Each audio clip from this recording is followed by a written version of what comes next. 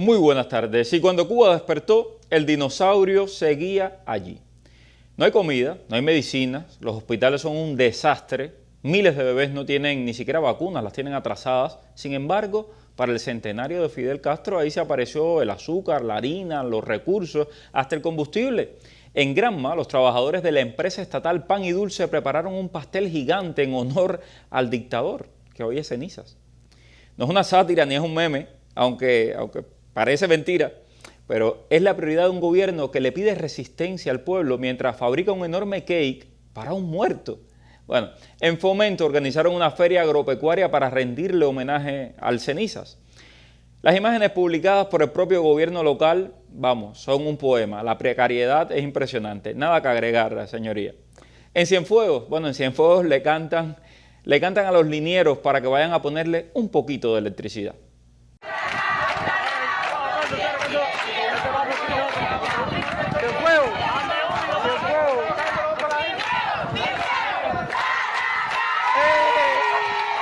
No pueden garantizarle leche a un niño, pero sí preparar un pastel gigante que ese mismo niño jamás podría tener en su cumpleaños.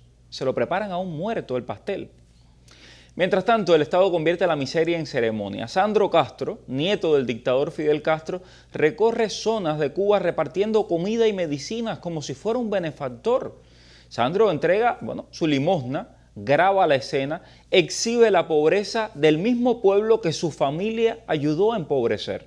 Y después se presenta como un buen samaritano, como un alma caritativa. Él, que ha construido su fortuna personal sobre la base del saqueo del país, fariseo e hipócrita a no dar más, revictimizando a quienes su abuelo y su tío hundieron en la miseria, publicando su rostro, burlándose de la pobreza de esta gente en su propia cara. Hoy venimos a ayudar a las personas afectadas en un hospital. Aquí estamos con una meriendita también para los pacientes y también para los doctores por la labor que hacen. Trajimos 30 meriendas, su sándwich aquí de toda la vida con jamón y queso, caballero, y el refresquito de Ciego Montero. La imagen realmente es obscena. Un heredero de la familia gobernante utilizando como contenido promocional la necesidad de los cubanos que llevan décadas escuchando que la revolución les iba a garantizar dignidad. Y ni hablar del espectáculo que organizó antes, un viaje de un ex productor de televisión de Miami para intentar ridiculizar al exilio. Por cierto, parece que el tiro le salió por la culata, porque ahora el ex productor anda diciendo por ahí que son pareja sentimental. Nada que aquí nos importe mucho, la verdad. Pero Sandro anda hablando de conspiraciones y traiciones y, oh sorpresa, el congresista Carlos Jiménez también.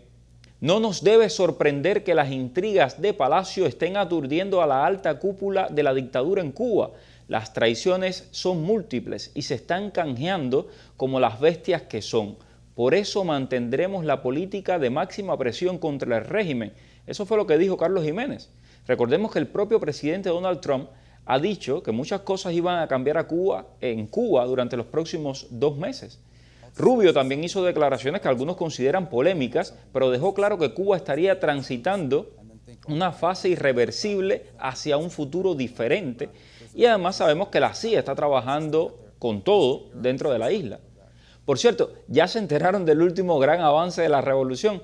Ahora resulta que los innovadores del castrismo han redescubierto una bomba manual de agua y la prensa oficial lo celebra como si se tratara de una técnica novedosa, siglo XIX. Nada, que a este ritmo muy pronto redescubren los taparrabos. Parecía que íbamos a morir en el año de tu centenario. No te mueras, Fidel, para que veas cosas. Bueno, ya pasó el espectáculo. Vimos al cangrejo, a Raúl Guillermo muy meloso con el abuelito, con el dictador Raúl Castro. Ya vimos también a Miguelito, sí, recuerden que a Miguel Díaz-Canel le dicen Miguelito, dando discursos altivos mientras teme un golpe que podría llegar en cualquier momento de aquellos en los que él más confía. Cuando el régimen fascista estadounidense arrecia el genocidio contra nuestro pueblo, obstaculizando por todas las vías el bienestar y la calidad de vida, en Fidel sigue estando la clave de que sí hay salida, por muy difíciles que sean las circunstancias y por mucho que se cierre el cerco. Pero el espectáculo ya terminó, ¿eh? Ya los invitados extranjeros regresaron a sus países, donde sí tienen electricidad, alimentos, medicinas. Sandro Castro ya guardó el teléfono y volvió a sus privilegios, a su bar F. Pero el pueblo cubano permanece ahí como el dinosaurio, enfrentando la miseria que el homenaje pretendió ocultar. Esto es Cuba al Día. Comencemos. Radio y Televisión Martí presentan Cuba al Día con Mario Pentón. Cuba al Día. ¿Y es realista esperar un cambio político en Cuba antes de 2029 o estamos ante otra promesa y ante un camino que todavía no queda claro? Bueno, Estados Unidos parece, según dicen algunos, apostar por una asfixia lenta del régimen cubano. Pero claro, el costo inmediato le sigue llegando a la gente, lo sigue sufriendo también la gente, el pueblo cubano. Vamos a analizar todo esto con el abogado Eloy Viera, un gran amigo de esta casa. Bienvenido, Eloy. Muchas gracias siempre por la invitación, Mario, y un placer estar contigo. Y déjame decir el título que es importante, director del toque jurídico. ¿Okay? Eloy, bueno, primero, las declaraciones de Marco Rubio, estas son las segundas declaraciones sobre el tema Cuba que han generado bastante de qué hablar dentro del exilio cubano, en las redes sociales también. Vamos a escuchar las declaraciones y escuchar un poco lo que dijo para hacer este análisis. Vamos allá. You've been one of the toughest voices on Cuba forever.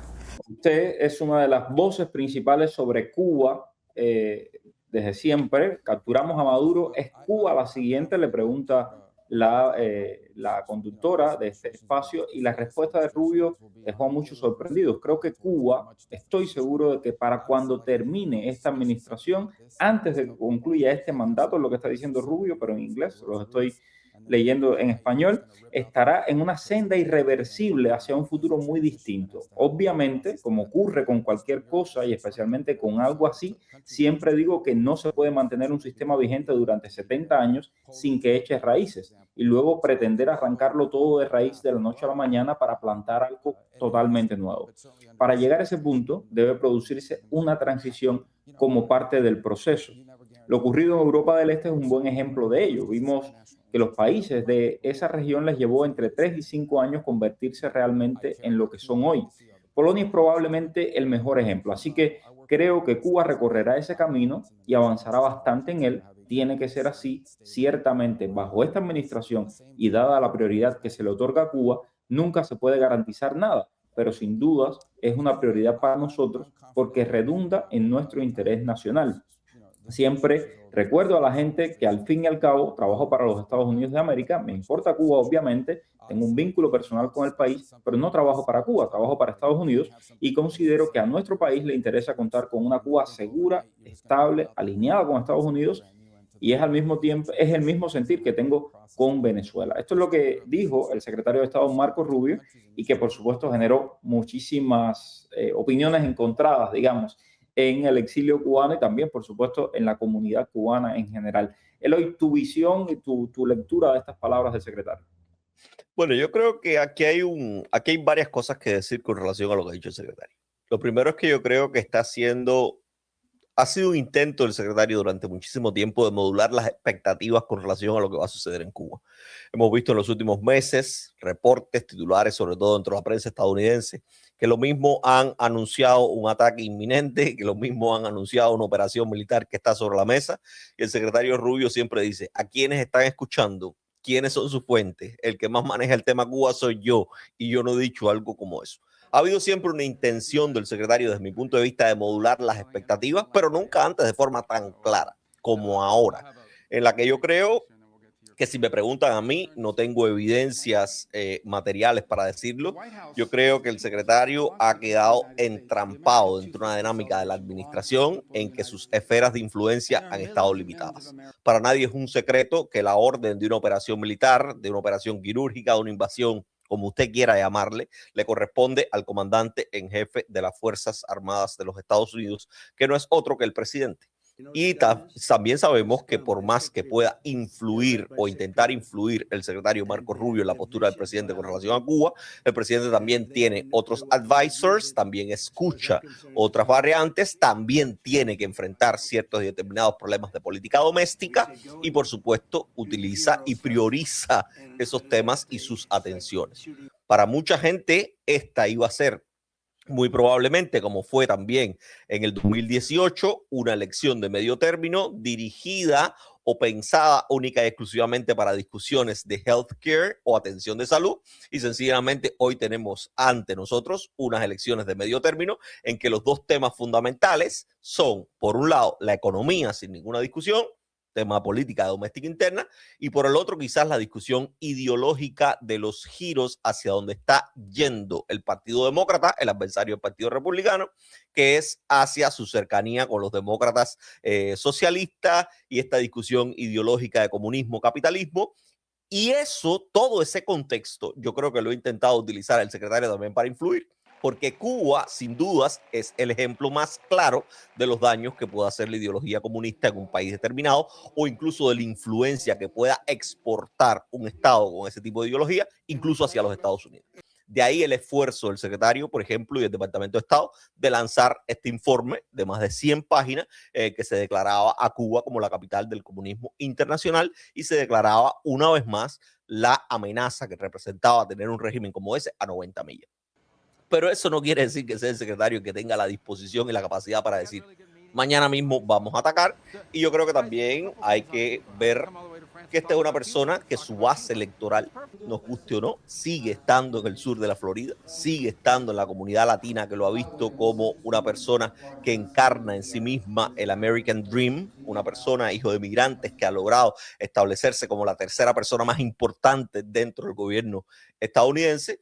Y eso lo coloca como un ídolo en una base electoral que sigue siendo la suya, una base electoral a la que también tiene que intentar apaciguar porque sabe que el tema cubano es importante. Ahora la pregunta es, ¿apacigua realmente esto que ha dicho el secretario? Yo creo que no apacigua. Y no apacigua, entre otras cosas, Mario, porque yo creo que hemos vivido meses, sobre todo después del 3 de enero de 2026, en lo que se ha acrecentado es una expectativa muy grande de que cualquier cosa va a pasar mañana. Hay que recordar que también desde mediados de año, desde marzo, estamos escuchando que los cambios en Cuba vendrán a finales de 2026. Tenemos en medio de todo esto también al embajador de los Estados Unidos en Argentina, diciendo también en una conferencia de prensa en Argentina, antes de que finalice el 2026 tendremos cambios en Cuba, al tiempo que estamos escuchando al secretario de Estado diciendo que hay que tener paciencia y persistencia y que a lo mejor al final de esta administración, pues Cuba habrá iniciado un camino. Ni siquiera se está hablando de una transformación. Bueno, se está hablando del inicio de un camino. Un camino irreversible. Irreversible. Eso es un camino irreversible hacia un futuro diferente, que es algo que me llama mucho la atención porque no habla directamente de una transición hacia el capitalismo, hacia la democracia liberal como la conocemos, con partidos políticos, elecciones libres, lo que dice la ley libertad, elecciones libres, libertad de todos los presos políticos y que se devuelva lo robado. Son tres claves y a mí me gusta repetirla y repetirla porque todo lo que nos metieron en la cabeza de la ley Helms-Burton, ¡ay, qué terrible! No, lo que pide es libertad para todos los presos políticos, elecciones libres y que devuelvan lo que se robaron. ¿Qué país no merece eso? Pero bueno, vamos a hablar de este otro tema también, el tema de las expectativas definitivamente. Es decir, hemos visto al presidente Trump decir una y otra vez que Cuba es la próxima. Ayer el congresista Carlos Jiménez habló, y me pareció muy ilustrativo lo que dijo Carlos Jiménez, habló sobre las tensiones dentro de la cúpula cubana. Básicamente Carlos Jiménez dice que hay tensiones dentro de la cúpula cubana. Dice, te leo el tuit, dice: no nos debe sorprender que las intrigas de Palacio están aturdiendo a la alta cúpula dentro de Cuba. Las traiciones son múltiples y se están canjeando como bestias que son. Por eso mantendremos la política de presión máxima contra el régimen. A la misma vez vimos a Trump diciendo de que habrían cambios importantes en 2 meses en Cuba. Vemos a Sandro Castro diciendo de que hay cosas que van a suceder muy pronto. Yo creo que se está cocinando algo y que nosotros estamos fuera, ¿no? del potaje. No, por supuesto. Aquí hay dos variantes también en lo que tú estás diciendo. Uno, que lo que a mí me gusta llamar fuerzas vivas de la República, utilizando aquel término cincuentero, cuarentero, ha quedado fuera de esa discusión. Ni siquiera sabemos cuál es la discusión que se está teniendo. No es que hayamos quedado fuera, es que ni siquiera sabemos cuál es la discusión real que se está teniendo. Y por supuesto, lo que sí hemos visto son señales clarísimas de un régimen que está dispuesto a ofrecer cualquier cosa que esté al alcance de la mano con tal de contentar a la administración, específicamente a Donald Trump. Estamos viendo un régimen cubano que entiende como nadie cómo funcionan las dinámicas también al interior de la administración Trump y ha dicho, aquí tenemos que saltar a Marco Rubio, tenemos que intentar encontrar caminos alternativos que nos consigan el oído del presidente directamente y nombrar que estamos dispuestos a cualquier cosa. Cuando yo los vi decir que estaban dispuestos a negociar con las compañías y los propietarios estadounidenses expropiados al inicio de la revolución, eso es un nivel de claudicación que nunca habíamos visto en la historia del régimen cubano. Y eso hay que resaltarlo. Y eso no lo han dicho con bombos, es verdad que no lo han dicho en el noticiero, pero el mensaje ha estado claro y ha sido puesto en boca de un viceministro. Un viceministro. No, al lado de Raúl Guillermo Rodríguez. Exactamente. Al lado del cangrejo. Exactamente. El mensaje es clarísimo. El hombre que corta el bacalao te está diciendo, aquí estamos dispuestos a todo. Y eso, y lo repito porque tenemos fuentes que han estado en esas conversaciones y nos los han dicho abiertamente. Ellos están dispuestos a todo, a regalarle la isla si es necesario. La única condición es que los Castro sigan al mando. Y eso lo han dicho en público y en privado. Muchas veces. Entonces, y ese por ahí es un elemento que es tensora. Porque las fuerzas vivas, evidentemente, un acuerdo con los Castro no es lo que quieren las fuerzas vivas, ni lo que han querido nunca. Y por otra parte, yo creo que hay un elemento que cada vez empieza a ser más certero, sobre todo cuando lo que se pide es paciencia y persistencia, y se habla del final de esta administración como el inicio de un camino irreversible, y es que hay mucha gente en Cuba que está sufriendo cada vez más la política de máxima presión, y esa gente que está sufriendo cada vez más la política de máxima presión, este pedido de paciencia acompañado de mayor presión, desde mi punto de vista, y son todos los feedback que yo recibo, imagino que tú recibas muchos más porque tienes mucha más comunicación desde Cuba, yo creo que ha profundizado el sentimiento de abandono y desasosiego de la gente que en última instancia podría protagonizar un camino desde abajo hacia la democratización de Cuba.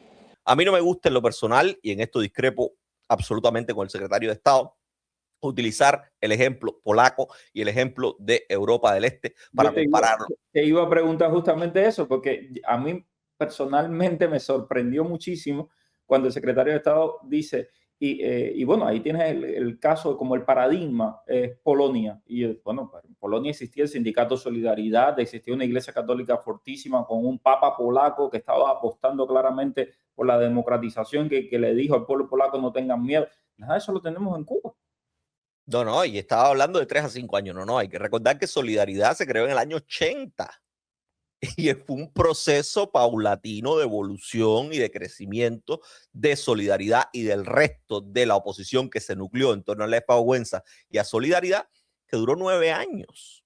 9 años en medio de todo este contexto que tú estás diciendo, con soporte, con apoyo estadounidense, porque hay que decirlo así, la administración Reagan dedicó mucho esfuerzo y mucho apoyo también a los movimientos pro democracia en Europa del Este. Había ciertamente un sustrato dentro de Polonia que se dispuso incluso bajo la ley marcial a impulsar ciertas y determinadas transformaciones con ciertos y determinados recursos materiales y posibilidades de acción, que nada de eso existe en Cuba hoy. Hoy estamos hablando que Cuba ha vivido, sobre todo en los últimos 5 años, una represión cruenta que ha llevado a la oposición cubana y la sociedad civil a los niveles pre-1990. Eso se dice poco, pero hay que decirlo de esa forma.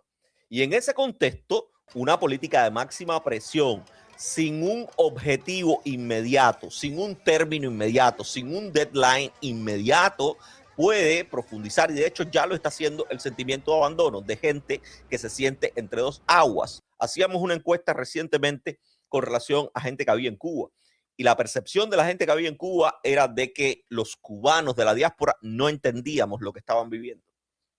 y los colocábamos, no estoy diciendo mi criterio, estoy diciendo el feedback que hemos recibido de gente dentro de la isla a partir de una encuesta que hemos hecho, lo mismo que utilizan todos los medios de comunicación, todos los actores políticos, intentar hablar con la gente y intentar saber qué dice la gente. Y la gente en Cuba nos decían que sentían que la gente de fuera no entendía lo que ellos estaban viviendo y los estaban colocando en una posición de subestimación, de subvaloración, de desasosiego que al final terminaba desmovilizándolos.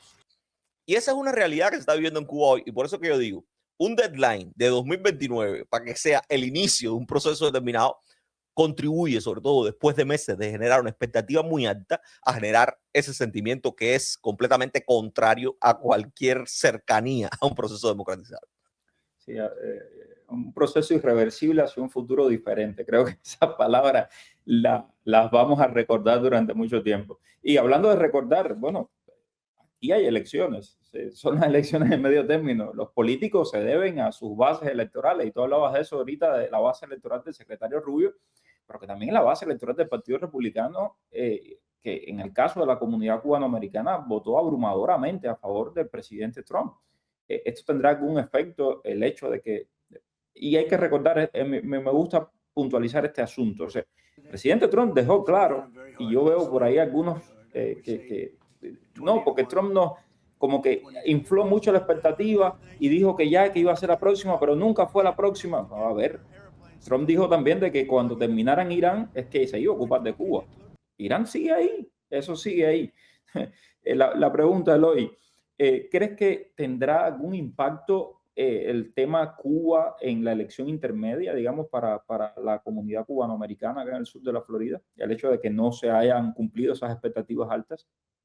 Bueno, aquí hay que analizar varios factores. El primero es que hay que recordar que son elecciones de medio término, elecciones en que la participación electoral es cada vez más baja, y así lo han demostrado los números. La participación popular más grande en las elecciones en los Estados Unidos son las elecciones presidenciales, ni en las elecciones locales, ni en las elecciones de medio término, pues hay gran participación. Puede que en esta sí lo haya, porque además en el estado de la Florida se están votando enmiendas constitucionales que pueden favorecer sobre todo a propietarios de vivienda, sobre todo con relación a la tercera enmienda del impuesto sobre la propiedad, y eso puede motivar un poco la participación de un mayor flujo de personas. Hay también un movimiento dentro de la comunidad cubana que yo no comparto, que está hablando de un voto de castigo al Partido Republicano. Yo creo que la comunidad cubana, y tú lo has dicho perfectamente, ha sido una comunidad que se ha entendido como un stronghold del Partido Republicano por muchísimos años. Y es verdad que el voto de castigo es un elemento democrático, un mecanismo democrático para exigir atención de las autoridades que teóricamente te representan, pero al mismo tiempo yo creo que nuestra comunidad no ha agotado los mecanismos de presión sin que no te obliguen a llegar a un voto de castigo para un partido que ha sido socio abierto de la comunidad cubana, sobre todo en materia de política hacia Cuba. Y yo por eso es que no comparto mucho la idea del voto de castigo, porque ahí más que un voto de castigo lo que se va a profundizar es la abstención, en un momento que la abstención tampoco funciona como un mecanismo de presión. Y yo creo que hay que agotar algo que también se está intentando desde la comunidad cubana, que es la movilización popular. Yo soy de los que cree que como votantes, como comunidad, con un interés determinado, con un interés de acción de ciertos y determinados representantes, no hemos hecho lo que sí han hecho otras comunidades. Y yo lo decía, antes de producirse las primeras operaciones militares de los Estados Unidos en Irán, 250,000 iraníes se reunieron en Alemania a exigir paralelamente al foro de Davos la intervención de los Estados Unidos en el conflicto iraní. Y esa movilización se reprodujo en otras ciudades del mundo a niveles multitudinarios. Y yo tengo por ahí las... Y déjame agregarte, yo estuve cubriendo en la ONU la Conferencia General de las Naciones Unidas. Había miles de iraníes que los vi yo con pancartas del ayatollah que finalmente Estados Unidos lo eliminó a Israel, y ellos tenían las pancartas ahí en el piso y les pasaban, las escupían, les pasaban por arriba, te invitaban, te enseñaban las fotos de todos la gente, mujeres, hombres que esta gente habían ahorcado. Es decir, el trabajo de los iraníes, de la diáspora iraní, del exilio iraní, del exilio chino, me quedé impresionado en la ONU. No vi a ningún cubano, por cierto.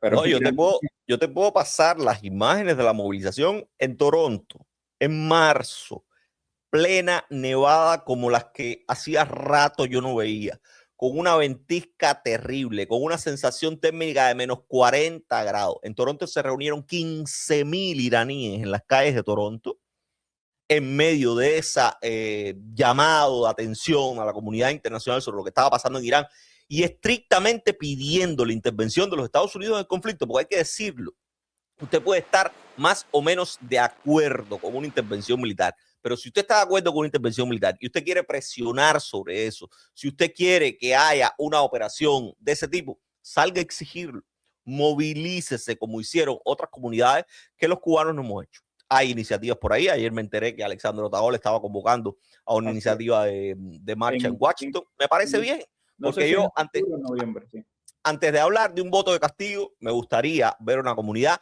movilizada en función de eso, de llamar la atención y de demostrar la capacidad de fuerza. Porque la movilización pública, la muestra en el espacio público del número y del interés de la comunidad cubana es la principal demostración de fuerza que tenemos como comunidad. Porque usted no hace nada con amenazar con un voto de castigo a una administración y a un partido en el que, hay que decirlo, el voto cubano ha perdido influencia en las elecciones, sobre todo en este estado.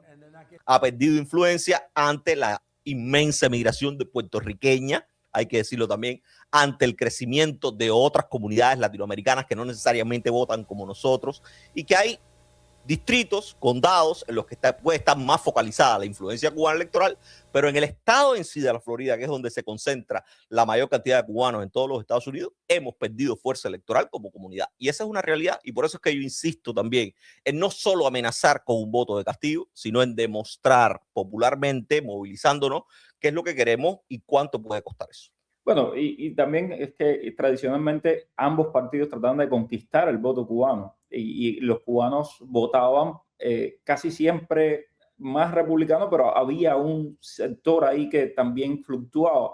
Eso ha cambiado en los últimos años y han sido más hacia los republicanos y entonces, claro, es el tema de que los republicanos se sienten seguros, los demócratas por otra parte dicen, bueno, ya no tenemos no nos interesa porque no van a votar por nosotros. Florida dejó de ser un estado pendular desde hace 3 o 4 elecciones y en fin, hay un efecto ahí, hay un contexto que tenemos que entender los cubanos también si queremos seguir jugando ese juego político. Yo lo decía, en los 80, en los 70, nuestra comunidad tenía líderes que entendieron muy bien que había que entrar en ese juego político, entender las dinámicas de ese juego político, meterse en las dinámicas de ese juego político. Macanosa le ponía dinero a candidatos demócratas y a candidatos republicanos. Y a candidatos republicanos. Es que tú con Cuba tengas la política que nosotros, nuestra comunidad quiere. Ese era el juego. Porque entendían que la alternancia es un principio de este país. Hoy tú puedes tener una administración republicana, pero mañana la puedes tener demócrata. Hoy tú puedes tener un Congreso completamente republicano, pero mañana lo puedes tener demócrata.